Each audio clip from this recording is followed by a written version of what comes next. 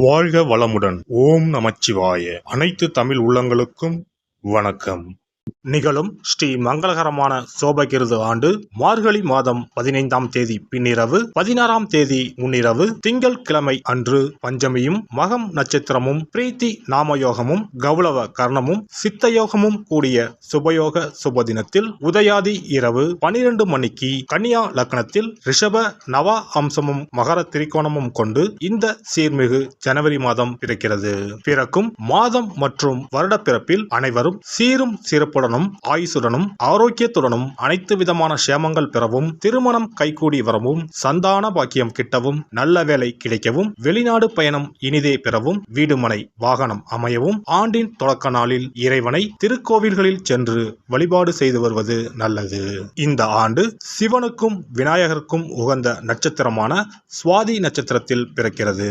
மண்ணில் வாழும் மக்களுக்கு பொன்னும் பொருளும் போகமும் செல்வாக்கும் சொல்வாக்கும் இன்னும் பெருகும். கன்னியர்களின் கவலைகள் தீரவும், காளையர்களுக்கு நல்ல உத்தியோகம் கிடைத்திடவும், எண்ணிய காரியங்கள் எளிதில் நிறைவேறவும், தைரியஸ்தானத்தில் இருக்கும் லக்னாதிபதி புதனுக்கு உகந்த தேவதையான ஸ்ரீமன் நாராயண சுவாமி மற்றும் மகம் நட்சத்திரத்திற்கு உகந்த தேவதையான விநாயகரையும் வணங்கி வர அனைத்தும் நிறைவேறும். கிரக நிலைகளை பார்க்கும் போது உலா வரும் நவ கிரகங்களும் சாரா பலத்தின் அடிப்படையில் சந்தோஷங்கள் அள்ளித்தரும் கிரக அமைப்பில் இருப்பது நன்மையே. மகர ராசி அன்பர்களே, உங்கள் ராசியின் கிரக நிலைகளை ஆராய்ந்து பார்க்கும்போது குடும்பஸ்தானத்தில் சனி பகவானும், தைரிய வீரியஸ்தானத்தில் ராகுவும், சுகஸ்தானத்தில் குருவும், பாக்கியஸ்தானத்தில் கேதுவும், லாபஸ்தானத்தில் சுக்கிரன் புதனும், போகஸ்தானத்தில் சூரியன் செவ்வாய் என கிரக நிலைகள் உள்ளன. இம்மாதம் 8ஆம் தேதி அன்று புதன் பகவான் லாபஸ்தானத்தில் இருந்து போகஸ்தானத்திற்கு மாறுகிறார். 15ஆம் தேதி அன்று சூரிய பகவான் போகஸ்தானத்தில் இருந்து ராசிக்கு மாறுகிறார். 18ஆம் தேதி அன்று சுக்கிர பகவான் லாபஸ்தானத்தில் இருந்து போகஸ்தானத்திற்கு மாறுகிறார். 27ஆம் தேதி அன்று புதன் பகவான் போகஸ்தானத்தில் இருந்து ராசிக்கு மாறுகிறார். பார்த்தால் கடுமையானவர் போல் தோற்றமளிக்கும் மகர ராசி அன்பர்களே, நீங்கள் பழகினால் இனிமையானவர், எதிலும் சரியாக செயல்படுபவர். இந்த மாதம் எதையும் யோசித்து செய்வது நன்மை தரும். கோபமாக பேசுவதை தவிர்த்து நிதானமாக பேசி செயல்படுவது காரிய வெற்றிக்கு உதவும். எந்த விஷயத்திலும் மிகவும் எச்சரிக்கையாக இருப்பது நல்லது. வீண் குற்றச்சாட்டுக்கு ஆளாகலாம், கவனம் தேவை. குடும்பத்தில் ஏதாவது ஒரு வகையில் திடீர் சச்சரவுகள் தோன்றலாம்.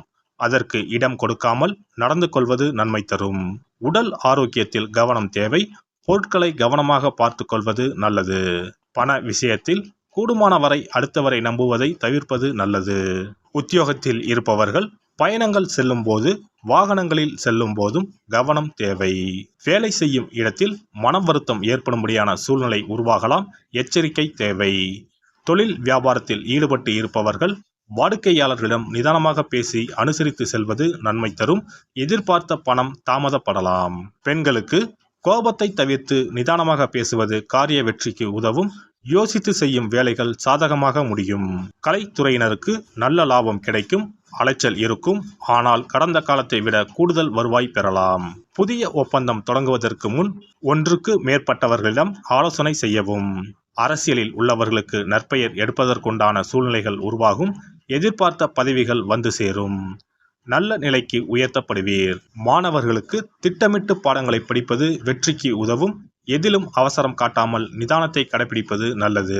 நட்சத்திர பலன்கள். உத்திராடம் 2, 3, 4ஆம் பாதங்கள். இந்த மாதம் பிள்ளைகளுடன் சகஜமாக பேசி வருவது நல்லது. அவர்கள் நலனில் அக்கறை காட்டுவீர்கள்.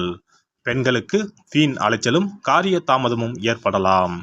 மற்றவர்களுக்காக பொறுப்புகளை ஏற்பதை தவிர்ப்பது நல்லது. மாணவர்களுக்கு கல்வியில் எதிர்பார்த்த முன்னேற்றம் காணப்படும்.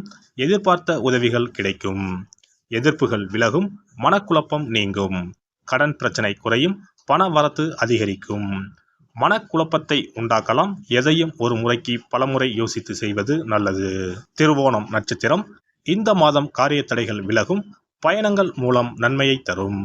புதிய நண்பர்கள் கிடைப்பார்கள். தொலைதூரத்தில் இருந்து வரும் தகவல்கள் நல்லதாக இருக்கும். தொழில் வியாபாரத்தில் இருந்த தொய்வு நிலை மாறி முன்னேற்றம் உண்டாகும். லாபம் அதிகரிக்கும். திறமையான பணியாளர்கள் அமைவார்கள். உத்தியோகத்தில் இருப்பவர்கள் திறமையாக செயல்பட்டு சாதகமான பலன் காண்பார்கள். குடும்பத்தில் இதமான சூழ்நிலை நிலவும்.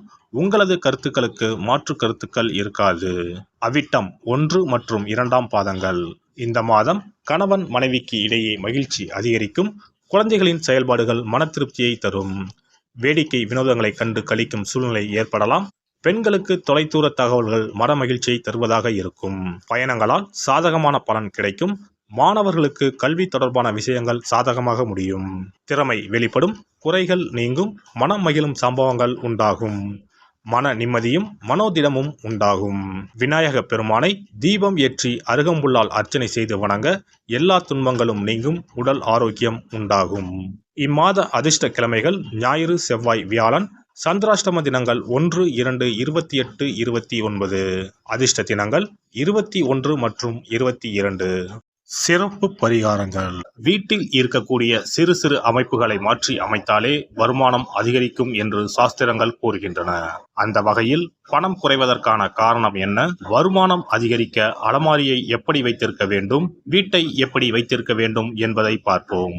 பணம் வைக்கும் அலமாரியின் மீது குபேரர் சிலையை வைத்தால் பண வரவு தடை இல்லாமல் கிடைக்கும் என்பது நம்பிக்கை. குபேரன் இருக்கக்கூடிய இடம் வடக்கு. எனவே அலமாரியின் மீது குபேரன் சிலையை வைக்கும் பொழுது வடக்கு திசையை நோக்கி வையுங்கள். சிறப்பான பணவரவு உண்டாகும். பணம் வைக்கக்கூடிய அலமாரியில் தங்கம் மற்றும் வெள்ளி போன்ற பொருட்கள் இடம்பெறலாம். இவற்றை ஒரு சிறிய கண்ணாடியில் தெரியும்படி லாக்கருக்கு உள்ளே அமையுங்கள். அந்த இடத்தில் பச்சை நிற புடவை உடுத்திய கஜலட்சுமி படம் ஒன்றை வையுங்கள். பணத்தை ஈர்க்கக்கூடிய பச்சை கற்பூரம், கிராம்பு, ஏலக்காய் போன்ற வாசனை மிகுந்த பொருட்களை போட்டு வையுங்கள். உங்க பீரோ இப்படி இருந்தால் பணம் குறையாது, சேர்ந்து கொண்டே இருக்கும். பணம் வைக்கும் அலமாரியின் உள்ளே மற்ற தேவையில்லாத பொருட்களை அப்புறப்படுத்துங்கள். புதிய துணிமணிகள் அல்லது அனுதினம் பயன்படுத்தக்கூடிய துணிமணிகளை அழகாக நேர்த்தியாக அடுக்கி வையுங்கள். பூச்சிகள், தூசுகள் சேராமல் ரசக்கற்பூரத்தை போட்டு வையுங்கள். கூர்மையான ஆயுதங்கள் அல்லது இரும்பு சார்ந்த பொருட்களை வைக்காதீர்கள். இது சனி தோஷத்தை ஏற்படுத்தும். பணத்தை சேரவிடாது தடுக்கும். பணம் வைக்கக்கூடிய இடத்தில் சிவப்பு நிறம் சார்ந்த பொருட்கள் இருப்பது நல்லது. ஆனால் கருப்பு நிற பொருட்களை தவிர்ப்பது உத்தமம்.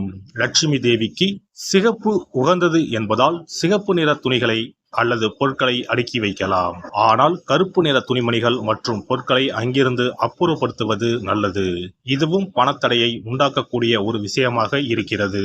உங்கள் வீட்டின் பீரோவிற்கு பின்னால் பழைய கிழிந்து போன பாய் அல்லது துடைப்பம் வைப்பது அதிர்ஷ்டத்தை தடுக்கும் செயலாகும். கிழிந்து போன, நைந்து போன துணிமணிகள், பாய், துடைப்பம் போன்றவற்றை ஒருபோதும் வீட்டில் வைத்திருக்க கூடாது.